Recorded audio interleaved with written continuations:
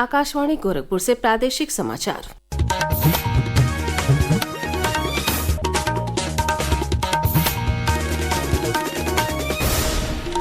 नमस्कार, समाचार बुलेटिन के साथ मैं सोनी निगम। पहले मुख्य समाचार। प्रधानमंत्री नरेंद्र मोदी ने वाराणसी को दी 3,880 करोड़ रुपए से अधिक की लागत वाली परियोजनाओं की सौगात। कहा, विकास का मॉडल बन गई है काशी। मुख्यमंत्री योगी आदित्यनाथ ने प्रदेश के विकास के लिए प्रधानमंत्री नरेंद्र मोदी के प्रति जताया आभार। कहा, काशी और प्रदेश के उत्पादों को मिली है अंतर्राष्ट्रीय मान्यता। संभल हिंसा की जांच कर रहे न्यायिक आयोग के सामने प्रस्तुत हुए पुलिस अधीक्षक। आयोग को सौंपा साक्ष्य। विवेचना की प्रगति रिपोर्ट की भी दी जानकारी। और IPL 2025 के तहत आज लखनऊ सुपर जायंट्स और गुजरात टाइटंस की टीम के बीच होगा मुकाबला। अब समाचार विस्तार से। प्रधानमंत्री नरेंद्र मोदी ने कल वाराणसी के मेहंदीगंज में 3,880 करोड़ रुपए से अधिक की लागत वाली 44 परियोजनाओं का उद्घाटन और शिलान्यास किया। इन परियोजनाओं में सड़क अवसंरचना, बिजली, शिक्षा और पर्यटन के क्षेत्र में विकास शामिल है, जिनका उद्देश्य क्षेत्र की समग्र प्रगति को बढ़ावा देना है। इस दौरान एक जनसभा को संबोधित करते हुए प्रधानमंत्री ने कहा कि अब काशी केवल प्राचीनता का प्रतीक नहीं रही, बल्कि विकास का मॉडल बन गई है। पिछले 10 वर्षों में बनारस के विकास ने एक नई गति पकड़ी है। काशी ने आधुनिक समय को साधा है, विरासत को संजोया है और भविष्य को उज्जवल बनाने की दिशा में मजबूत कदम रखे हैं। आज काशी सिर्फ पुरातन नहीं, मेरी काशी प्रगतिशील भी है। काशी के तेज विकास की सराहना करते हुए प्रधानमंत्री ने कहा कि संरचना में सुधार, धार्मिक पर्यटन और नागरिक सुविधाओं में उन्नयन ने इस प्राचीन नगरी को आधुनिक शहरी केंद्र में बदल दिया है। प्रधानमंत्री ने कहा कि उत्तर प्रदेश अब केवल संभावनाओं की धरती नहीं, बल्कि सामर्थ्य और सिद्धियों की संकल्प भूमि बन रहा है। साथियों, बीते वर्षों में यूपी ने अपना आर्थिक नक्शा भी बदला है, नजरिया भी बदला है। यूपी अब सिर्फ संभावनाओं की धरती नहीं रहा, अब ये सामर्थ्य और सिद्धियों की संकल्प भूमि बन रहा है। प्रधानमंत्री ने मेड इन इंडिया की वैश्विक पहचान पर जोर दिया। उन्होंने कहा कि उत्तर प्रदेश के उत्पाद अब ग्लोबल ब्रांड बन रहे हैं। प्रधानमंत्री ने कहा कि GI टैग केवल एक प्रमाण पत्र नहीं, बल्कि हमारी मिट्टी की पहचान का पासपोर्ट है। ये काशी के हुनर को वैश्विक बाजारों तक पहुंचाएगा। उन्होंने कहा कि उत्तर प्रदेश GI टैगिंग में देश में पहले स्थान पर है।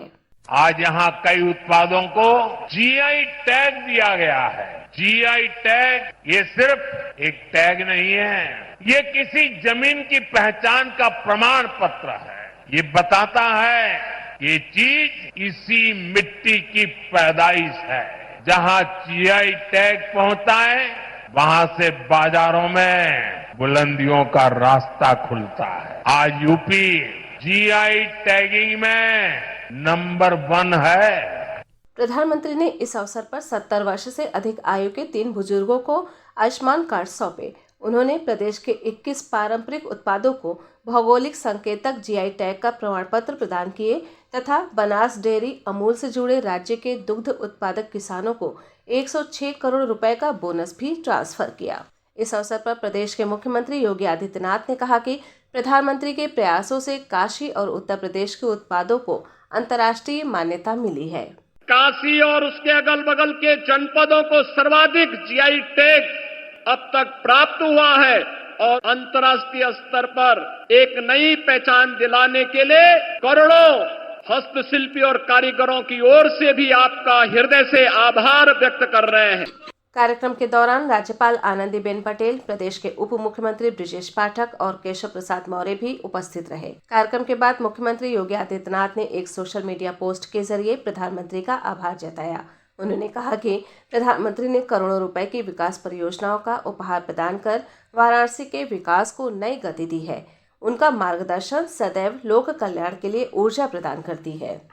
वक्फ संशोधन विधेयक संबंधित JPC के अध्यक्ष और डुमरियागंज के सांसद जगदम्बिका पाल ने कल बस्ती में कहा कि विपक्ष और विभिन्न राज्यों में बैठकें करके व्यापक चर्चा के बाद सभी की सहमति से वक्फ बोर्ड बिल पास किया गया। इस कानून से गरीब मुसलमानों के साथ महिलाओं को भी लाभ मिलेगा।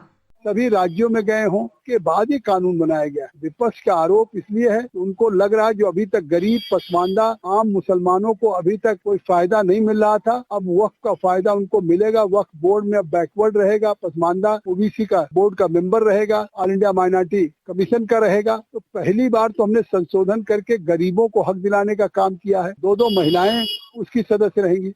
प्रादेशिक समाचार आप आकाशवाणी गोरखपुर से सुन रहे हैं। ये समाचार बुलेटिन हमारे YouTube channel AIR news Gorakhpur और X हैंडल AIR न्यूज_GKP पर भी उपलब्ध है।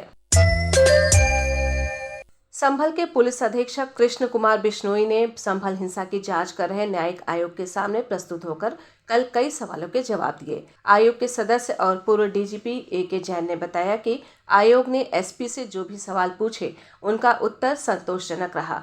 वहीं संभल के SP ने मीडिया से बातचीत में कहा कि पिछले साल 24 नवंबर को हुई संभल हिंसा संबंधित सभी साक्ष्य और विवेचना में हुई प्रगति का विवरण आयोग को दे दिया गया है। इस हिंसा में कुल 12 FIR दर्ज हुई थी, जिनमें से 6 में चार्जशीट हो चुकी है। संभल हिंसा उस समय हुई थी जब वहां की शाही जामा मस्जिद में भारतीय पुरातत्व सर्वेक्षण ASI की टीम सर्वे कर रही थी। इस हिंसा में 5 लोगों की मौत हो गई थी और 20 सुरक्षा कर्मियों समेत कई लोग घायल हो गए थे।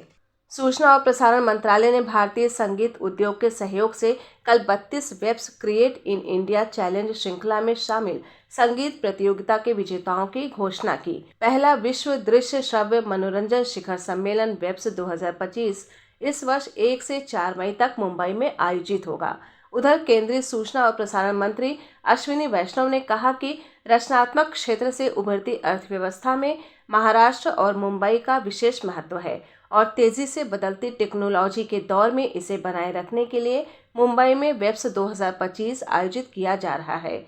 श्री वैष्णव महाराष्ट्र के मुख्यमंत्री देवेंद्र फडणवीस के साथ मुंबई में वेब्स के आयोजन की तैयारियों की समीक्षा के बाद पत्रकारों से बातचीत कर रहे थे। इंडियन प्रीमियर लीग IPL 2025 के तहत आज लखनऊ सुपर जायंट्स की टीम का मुकाबला गुजरात टाइटंस से होगा। ये मैच आज दोपहर बाद 3:30 बजे से लखनऊ के अटल बिहारी वाजपेयी इकाना स्टेडियम में खेला जाएगा। प्रदेश के पर्यटन और संस्कृति मंत्री जयवीर सिंह ने कल बताया कि फिरोजाबाद जिले के विभिन्न मंदिरों और प्रसिद्ध पर्यटन स्थलों के निर्माण के लिए 34 करोड़ 73 लाख रुपए की 19 परियोजनाएं वित्तीय वर्ष 2024-25 के अंतर्गत स्वीकृत की गई हैं। इन परियोजनाओं के पूरा हो जाने से श्रद्धालुओं एवं पर्यटकों की संख्या में बढ़ोतरी होगी।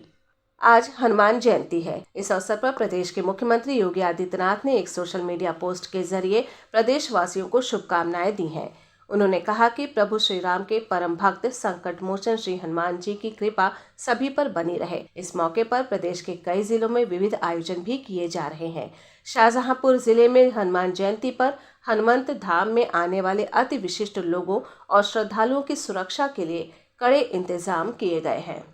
पूर्व विधायक और समाजवादी अनुसूचित जनजाति प्रकोष्ठ के प्रदेश अध्यक्ष पूर्णमासी देहाती का कल लखनऊ में निधन हो गया।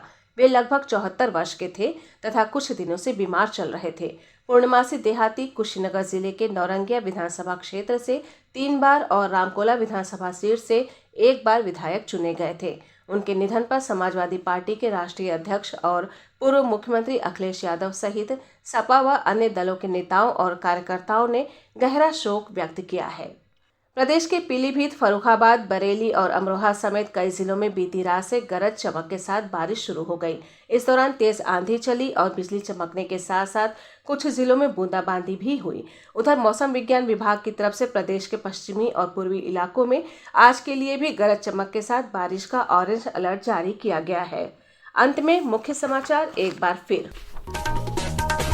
प्रधानमंत्री नरेंद्र मोदी ने वाराणसी को दी 3,880 करोड़ रुपए से अधिक की लागत वाली परियोजनाओं की सौगात। कहा, विकास का मॉडल बन गई है काशी। मुख्यमंत्री योगी आदित्यनाथ ने प्रदेश के विकास के लिए प्रधानमंत्री नरेंद्र मोदी के प्रति जताया आभार।